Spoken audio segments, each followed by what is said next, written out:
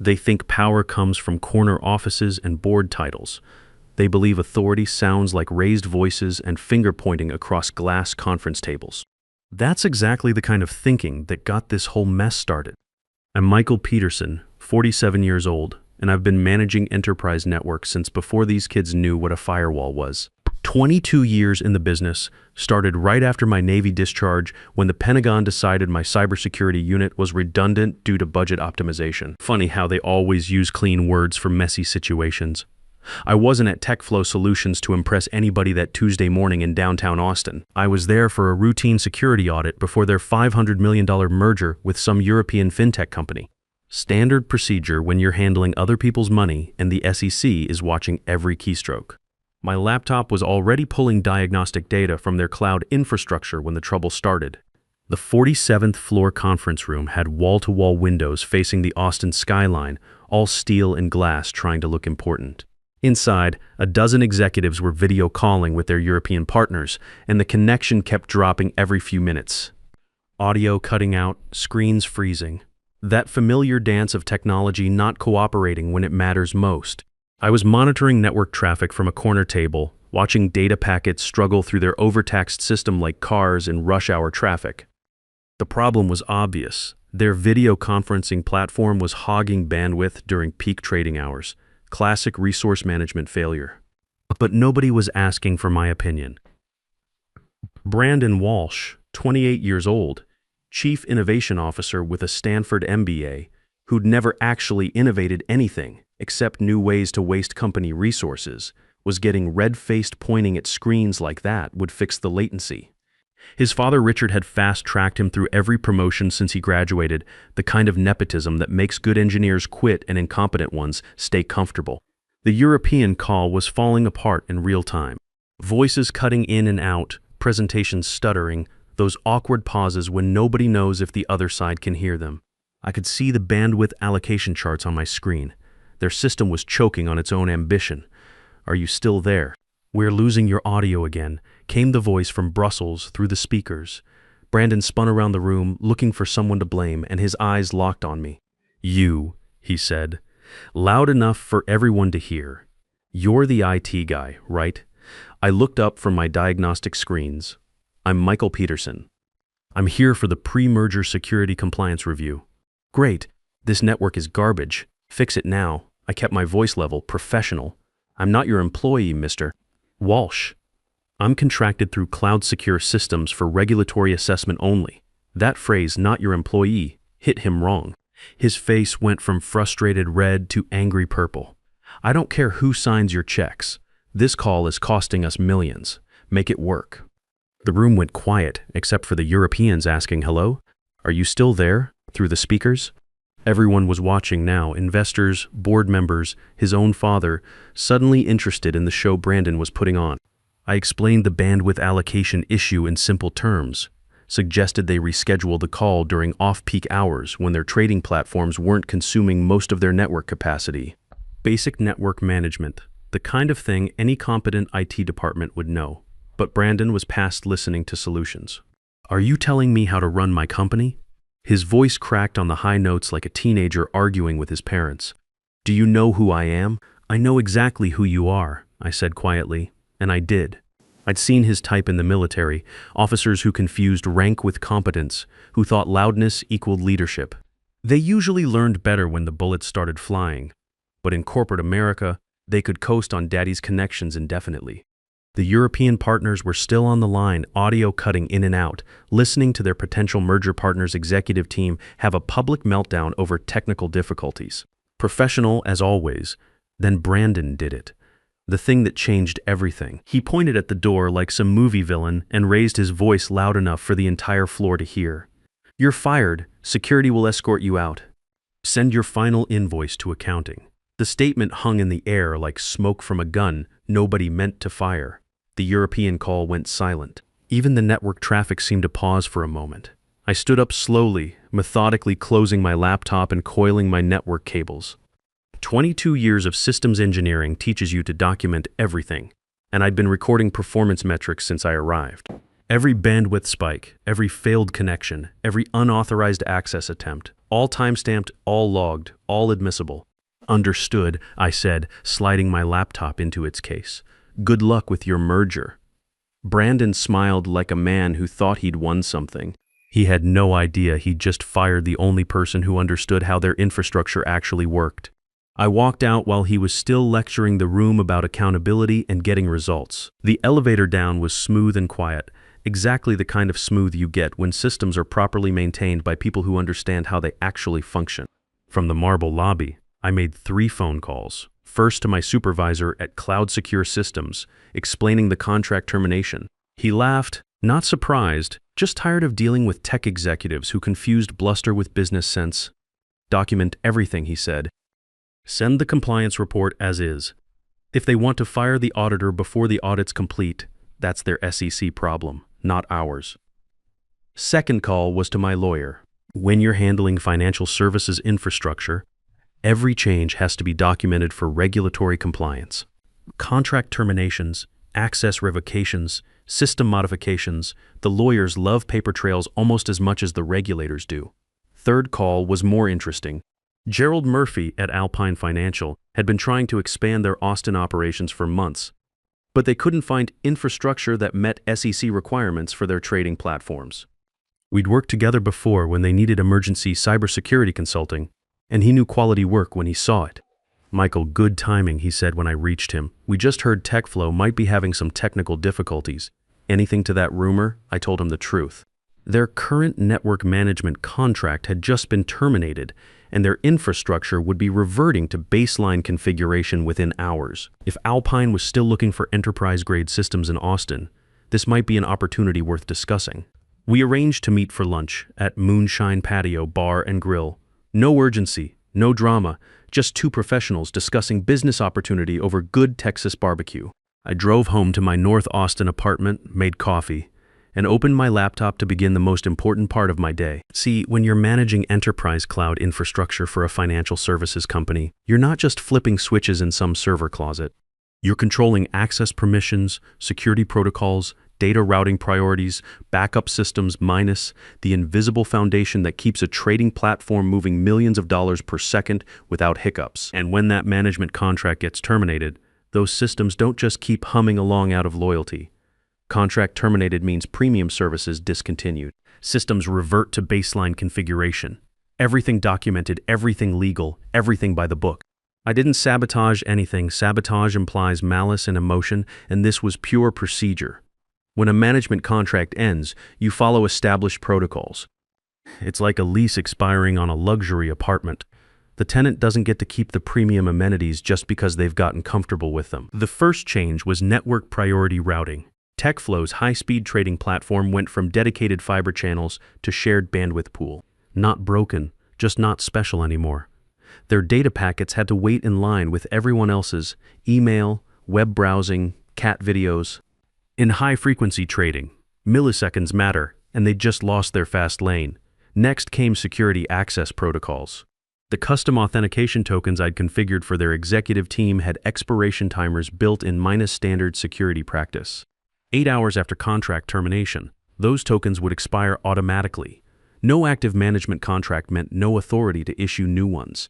Basic cybersecurity housekeeping, then firewall configurations reset to manufacturer defaults. Their specialized port forwarding disappeared. VPN tunnels closed. Remote access privileges cleared. Nothing malicious, just removing the custom setup that required active maintenance. Like a chef leaving a restaurant, the kitchen still works, but the special recipes go with him. By 4 p.m., their network was running like any other basic office setup. Functional but slow, connected but unreliable, working but not optimized. The difference between a finely tuned race car and a rental economy sedan. Both will get you places, just not at the same speed or with the same reliability. My phone started buzzing around 5:30. First a text from Brandon, network issues, fix this. Then an unknown number, probably someone from their IT department, trying to figure out why their premium services had suddenly vanished. I archived the messages without responding. Professional contractors don't provide services after termination. That's how liability insurance works. You want technical support, you need an active contract. The lunch meeting with Gerald Murphy went better than I'd hoped. We met at Moonshine Patio Bar and Grill on Red River, one of those Austin places that manages to be both professional and relaxed. Gerald was already there when I arrived, studying his phone with the focused expression of a man watching numbers move in real time. "Michael, good to see you," he said, standing to shake hands. "I take it TechFlow wasn't as interested in your security recommendations as they should have been." I gave him the diplomatic version: creative differences about operational priorities, contract terms that couldn't be reconciled, mutual decision to part ways. In our business, you learn not to burn bridges even when the other side has already lit the match. "They're lost," Gerald said, cutting into his brisket. "We've been looking at Austin expansion for 8 months, but the infrastructure requirements for our compliance standards are pretty specific. SEC doesn't mess around when it comes to trading platform security." I showed him the technical specifications I documented during my TechFlow assessment, the ones that were about to become available: clean fiber connections, redundant power systems, climate-controlled server environments, dedicated security protocols. Everything Alpine needed for their regulatory requirements, just waiting for proper management. "What kind of timeline are we talking about?" Gerald asked. I explained that TechFlow's premium services were already reverting to baseline. Their infrastructure lease agreements were tied to the management contract, and without active management, those leases would be available for competitive bidding within 48 hours. Standard commercial real estate practice when technical requirements aren't being met. Gerald set down his fork and pulled out his phone. "I need to make some calls." How quickly could we have this operational if we moved fast? With the right paperwork and Alpine's existing compliance certifications, systems could be live within a week. The infrastructure is already there. It just needs new management. He was dialing before I finished the sentence. While he talked to his legal team about expedited contract negotiations, I watched the Austin skyline through the restaurant windows. Somewhere up in that glass tower, TechFlow was discovering that their network wasn't performing quite the way it had that morning. The second wave of problems would hit during after-hours trading. European markets were opening, their merger partners would be trying to transfer massive data files, and TechFlow's systems would be crawling along at shared bandwidth speeds. In the trading world, slow equals expensive, and expensive equals angry investors. Gerald finished his call and turned back to me with the kind of smile businessmen get when opportunity knocks loud enough to hear over the competition. "Legal says we can fast-track this if the infrastructure meets our specifications. They're already drafting agreements. Question is, are you interested in managing this setup for Alpine?" I was interested. Very interested. Alpine Financial had a reputation for treating technical staff like professionals instead of servants, and their compliance standards meant job security in an industry where regulations change faster than fashion trends. "What kind of arrangement?" I asked. "Full contract. $2 million annually, plus performance bonuses tied to system uptime and regulatory compliance scores. Equity options after the first year if things work out." I'd been making decent money with CloudSecure. But this was different. This was recognition, respect, and real authority to do the job right without interference from executives who confused loudness with leadership. We shook hands over dessert, and I had a new employer before the coffee arrived. More importantly, I had the authority to build something properly instead of constantly fixing other people's shortcuts. While we were signing preliminary agreements, my phone was collecting increasingly frantic messages from TechFlow. But those were yesterday's problems, and I had tomorrow's solutions to focus on. Back at TechFlow, reality was setting in like a slow leak in a pressurized system. By Wednesday morning, their European partners were asking pointed questions about technical delays and infrastructure reliability concerns. When you're moving $500 million in a merger deal, every hiccup gets magnified under regulatory microscopes. Richard Walsh called me personally at 7 a.m. Not Brandon this time, the actual CEO, voice-controlled but strained like a man trying to sound calm while his house was on fire. "Michael, we may have had a miscommunication yesterday." I let him talk. He used corporate speak: regrettable incident, operational challenges, path forward. Translation: my son screwed up and now I'm cleaning up the mess. "We'd like to restore our previous service arrangement," he said carefully. Same terms, same access levels, immediate implementation. I explained that the original contract no longer existed. Those terms had been terminated along with my access credentials. New arrangements would require fresh negotiations, background checks, security clearances, legal review. the full procurement process that corporate America uses to protect itself from exactly this kind of situation. How long? His voice cracked slightly. 6 to 8 weeks minimum, assuming your board approves the budget and Alpine doesn't object to competitive interference. Silence. The kind that means someone finally understands the depth of the hole they're in. Alpine? He asked. Alpine Financial.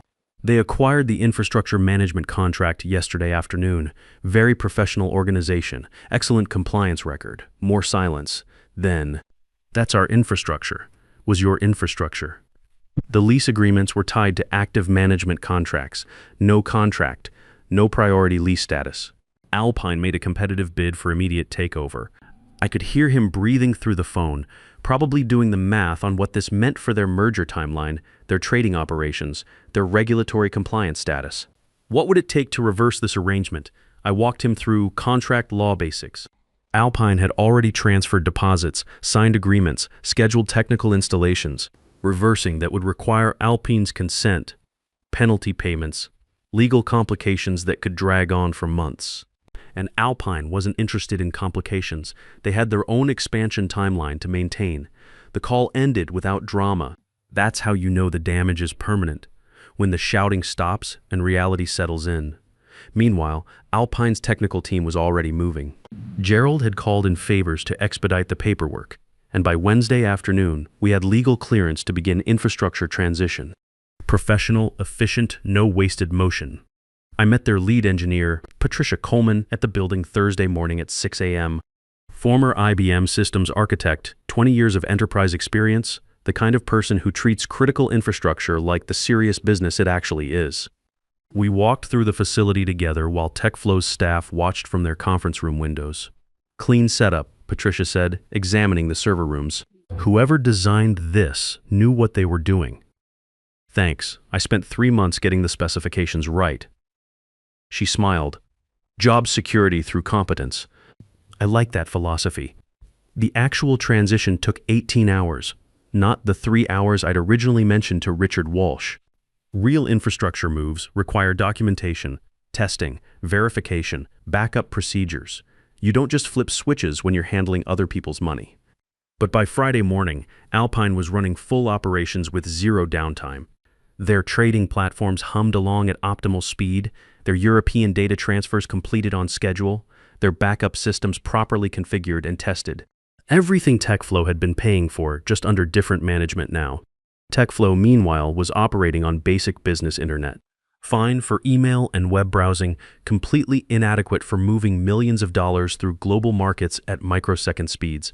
Their merger partners were getting increasingly uncomfortable with ongoing technical issues that seemed to have no clear resolution timeline. The stock market noticed Friday morning when TechFlow announced temporary operational adjustments in a carefully worded press release.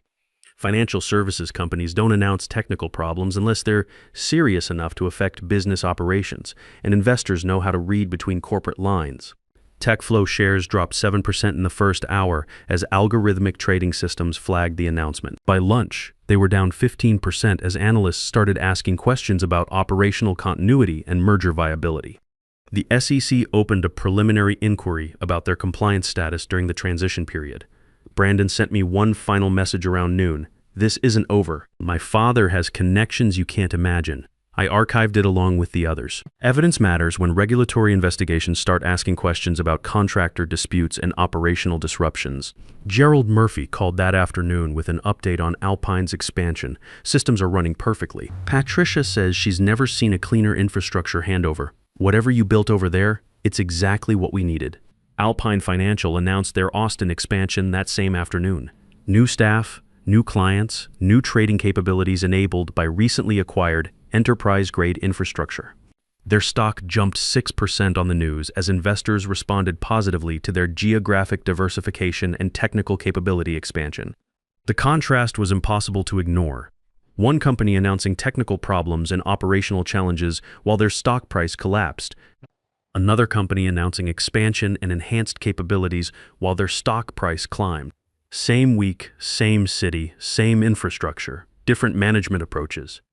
The merger discussions officially ended Monday morning. European partners cited unresolved operational concerns and infrastructure reliability questions in their withdrawal statement. Translation: They couldn't trust a company that couldn't maintain basic technical operations during critical business negotiations.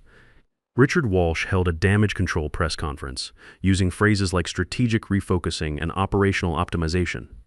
Stock analysts weren't convinced. TechFlow ended the week down 28%, and 3 major institutional investors announced they were reassessing their positions in the company. Industry publications started picking up the story by Tuesday.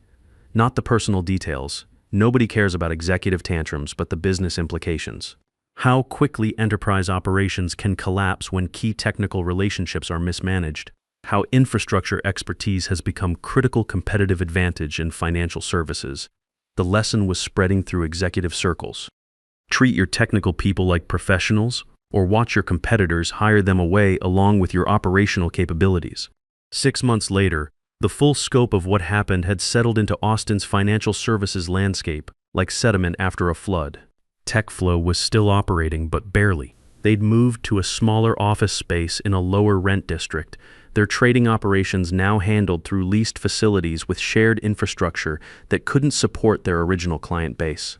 Richard Walsh had quietly reassigned Brandon to what corporate press releases called a strategic advisory role. Industry translation: exiled to an office where he could do minimal damage while collecting a paycheck that wouldn't embarrass the family name. Some lessons cost more than others, and this one had carried a price tag in the hundreds of millions. Alpine Financial, meanwhile, was thriving. They'd expanded to occupy 3 floors of the original building, their operations running with the kind of smooth efficiency that comes from properly managed systems and professionally respected technical staff. Gerald Murphy had been featured in Financial Technology magazine as one of the year's most successful expansion stories. The key, he told the interviewer, is understanding that infrastructure isn't just plumbing. It's the foundation of everything else you're trying to accomplish. You invest in it properly, treat the people who manage it like the professionals they are, and everything else becomes possible. I kept a copy of that article in my office, not out of ego, but as a reminder that competence eventually gets recognized when it's paired with the right leadership. My own reputation in the industry had evolved considerably. What started as a routine contractor dispute had become something of a case study in business schools and professional development seminars. The TechFlow incident was being taught as an example of how technical expertise intersects with corporate governance and how mismanaging key relationships can cascade into operational failure. The Harvard Business Review published a piece called Hidden Infrastructure Dependencies: When Core Competencies Walk Out the Door. The authors had interviewed dozens of executives about similar situations where technical talent had been undervalued until it disappeared, taking critical capabilities with it. I was invited to speak at 3 different cybersecurity conferences that year. Not about revenge or workplace drama, but about the business value of treating infrastructure professionals like strategic assets, rather than interchangeable support staff. The audiences were mostly other technical people who'd experienced similar situations, and the reception was always the same. Knowing nods and quiet appreciation for someone finally articulating what they'd all experienced. The speaking engagements led to consulting opportunities. Companies that had heard the story and wanted to audit their own technical dependencies before they became vulnerabilities. I found myself working with executive teams to identify critical infrastructure relationships and build proper management protocols around them. Alpine promoted me to Chief Technology Officer after my first year, with full authority over technical staff and infrastructure decisions. The equity options Gerald had mentioned were worth significantly more than anticipated as Alpine's expansion continued across multiple markets. But more valuable than the money was the professional respect, the understanding that technical expertise was a strategic asset worth protecting and developing. I hired Patricia Coleman as my deputy CTO, and together we built a technical team that operated more like a Navy unit than a traditional corporate department. Clear chains of command, documented procedures, regular training, and absolute accountability for results. No drama, no politics, just professional competence applied to complex problems. The industry noticed.